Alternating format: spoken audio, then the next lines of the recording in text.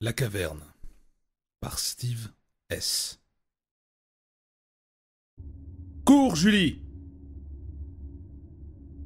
Elle était déjà sortie de la caverne, aux parois noires, et se débattait avec la neige, ses pieds s'y enfonçant pratiquement jusqu'aux genoux. Elle respirait mal, suffoquait même, tandis que l'air glacial lui rentrait dans les poumons. Le thermomètre était descendu en dessous de -10 degrés, en cette nuit de décembre sur le Nevado de Toluca, et la pleine lune brillait d'une lumière blafarde qui se reflétait sur le manteau blanc dont s'était paré pour l'hiver le volcan mexicain. Ben était caché derrière un amoncellement rocheux, toujours à l'intérieur de la grotte, non loin de la cavité qui avait été exhumée par les fouilles de l'équipe scientifique. Il tremblait de froid et de peur en regardant les corps sans vie qui jonchaient le sol. Morts. Ils étaient tous morts. La gorge tranchée pour Felipe et le poumon perforé d'un coup porté dans le dos pour Maria. Ils gisaient tous les deux face contre terre dans leur propre sang, à quelques mètres de l'entrée, massacrés tandis qu'ils tentaient de fuir cette folie. John et le professeur Howard étaient, quant à eux, toujours devant le terrible et terrifiant masque qui trônait dans cette niche. Ce visage à taille humaine était saisissant, d'un réalisme sombre, malveillant, ancien. Des pierres turquoises en parsemaient les arêtes, au niveau des pommettes et des arcades sourcilières. De la poudre de jade verte, broyée avec d'autres pigments épais, et transformée en une pâte rugueuse et irrégulière, ornait également le masque sur le front et les joues. La condensation avait également gelé les orifices des orbites et semblait comme des larmes transparentes et douces sur cette inquiétante pierre noire dans laquelle il avait été sculpté. Il attendait, là, patiemment, hors du temps, posé à côté d'un miroir d'obsidienne polie et de 2 couteaux rituels impeccablement conservés. L'une des armes d'acier était manquante. Ce tombeau était maudit. Ben en était certain. Cette grotte avait été condamnée, rendue invisible, écartée par le temps, les caprices du vieux volcan et les différents hivers. La nature avait tenté de protéger les hommes, de les empêcher de poser de nouveau le regard sur ces objets effroyables et sur leur histoire. Mais ils avaient été imprudents. Les hommes n'écoutaient plus la nature et se comportaient comme des enfants. Pensant qu'à la fin, ils seraient pardonnés et qu'il y aurait une solution que trouverait quelqu'un d'autre.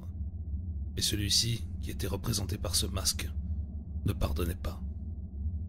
Et quelqu'un, ou quelque chose, avait décidé de faire payer cette intrusion dans le sanctuaire. Le vent glacé soufflait bruyamment et s'engouffrait dans la grotte, charriant son lot de neige qui s'empilait de plus en plus sur le sol. Ben devait sortir, sinon il finirait enseveli sous la neige, piégé à l'intérieur de la grotte en compagnie du fou furieux qui avait tué tout le monde. Ben ne l'avait pas vu, mais il avait entendu les cris d'horreur et de douleur de ses amis, hurlements et agonies qui le hantraient pour le reste de sa vie. Si jamais il parvenait à s'en tirer vivant. Il était persuadé d'avoir vu une ombre passer entre les stalagmites et, lorsqu'il avait aperçu Julie, il lui avait crié, bêtement, de courir afin qu'elle puisse s'enfuir et rejoindre le camp de base. C'était à la fois héroïque et stupide, car il avait révélé à ceux qui voulaient les tuer non seulement sa présence, mais également le fait qu'une personne de l'équipe s'enfuyait. C'était désormais un jeu de cache-cache mortel qui se jouait entre lui et le tueur. Un tueur prêt à tout, barbare et avide de verser le sang. Ben ne pouvait pas rester indéfiniment derrière le monticule de pierre. Il fallait qu'il sorte, qu'il rejoigne à son tour l'extérieur et la sécurité relative du préfabriqué. Mais sans comprendre pourquoi le masque l'attirait, il devait s'en approcher, il devait le regarder de plus près, plonger ses yeux dans les orbites vides et toucher les motifs intriqués du poignard cérémoniel. Il commençait à ne plus sentir ses doigts tellement le blizzard devenait mordant dans cette caverne. Son cœur battait de plus en plus fort et, n'y tenant plus, il se rua vers la cavité qui abritait les objets malfaisants et s'empara du poignard restant. Il était gelé, et la sensation ressentie en l'empoignant n'avait rien de rassurante. Il était bien trop lourd, bien trop froid, bien trop empreint d'une sombre histoire chargée de rites, de neige, de meurtres et de sang. Il sentit le regard du masque dans son dos. Un regard venant d'au-delà du temps, au-delà de l'espace, au-delà de l'humanité et de cette petite planète bleue. Là, dans le froid glacial qui s'emparait de lui, il crut se sentir flotter dans une sombre nuit infinie où chaque flocon de neige était une étoile. Il vit des hommes et des femmes parés de fourrure affronter l'ascension du volcan. Il vit la neige, les pierres noires recouvertes de givre et des créatures informes ressemblant à des arbres agitant leurs branches tentaculaires vers le ciel. Il vit le grand prêtre arborant le terrible masque et présentant le couteau d'acier aux victimes nues grelottantes de froid. Il vit la foule rassemblée devant la caverne, leurs bras tendus vers les étoiles, s'agiter dans une frénésie incontrôlable, réclamant du sang. Il vit l'homme au masque arracher le cœur de la victime et jeter son corps en pâture à la foule. Ben n'en pouvait plus. Son cœur battait à tout rompre. Les visions étaient bien trop réelles. Il pouvait sentir la peur mêlée à l'extase de la victime, la haine palpable de l'officiant, la rage de la foule et le goût du sang dans sa propre bouche. « Ben, où es-tu » Les cris de Julie étaient étouffés par le bruit du vent et par les sens engourdis de Ben, mais il parvint à les entendre. Il fallait qu'il lâche le poignard. Les visions attaquaient sa santé mentale, sa compréhension du monde et sa réalité. Ce n'était pas de simples rites sacrificiels qui avaient été perpétrés ici. La chose qui était vénérée n'avait nulle compassion et ne donnait rien en échange de tout le sang versé. Ses adorateurs étaient subjugués, appelés.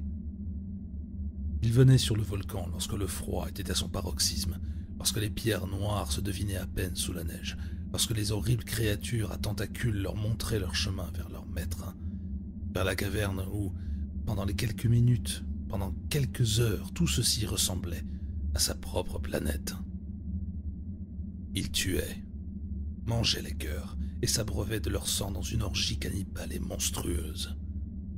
La neige finissait alors par recouvrir ce qui restait des corps, et après les cris d'agonie, les hurlements de démons et les bruits de massacre, c'est le silence de la montagne qui clôturait la cérémonie jusqu'au prochain hiver. Ben, tremblant de tout son corps, lâcha le poignard qui s'enfonça sans bruit dans la neige. Il avait envie de vomir et ne sentait presque plus ses membres. Les corps de ses amis avaient quasiment disparu sous la neige, ramenés par l'effet du blizzard qui soufflait dans cette caverne. Julie était à côté de lui, son manteau orange taché de sang. Elle était revenue le chercher, mais le tueur de la grotte était toujours là. « Julie, il faut partir. Il y a un fou ici. » Il avait du mal à articuler. Ses forces l'avaient abandonné à cause du froid et des terribles visions. Il voulait juste fermer les yeux, dormir et oublier ce terrible cauchemar. Julie planta alors le second poignard dans le cœur de Ben, tourna, força dans la cage thoracique et en extirpa l'organe dans un flot de sang. Elle se mit à genoux, laissant le corps de celui qui avait été son ami chuter lourdement dans la neige et mordit goulûment dans le cœur.